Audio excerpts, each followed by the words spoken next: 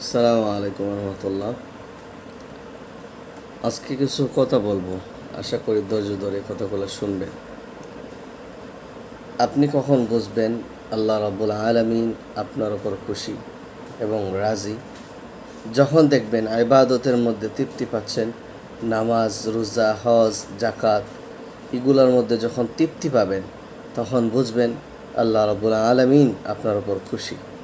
আর যখন দেখবেন নামাজ পড়তে ভালো লাগছে না, হজ করতে ভালো লাগছে না, জাকাত দিতে ভালো লাগছে না, তৃপ্তি পাচ্ছেন না, নামাজ ছেড়ে দিছেন, যখন দেখবেন নামাজ পড়তে মন চায় না, তখন বুঝবেন আল্লাহ রাব্বুল আলামিন আপনার উপর থেকে আল্লাহর মায়া সরিয়ে নিয়েছেন।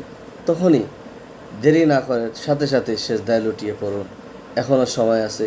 আল্লাহ রাব্বুল আলামিন আপনাকে আমাকে মাফ করে দিবেন। আর আল্লাহর দ্বীনের পথে চলে আসুন, তাওবা করুন, আল্লাহ রাব্বুল আলামিনের পথে চলে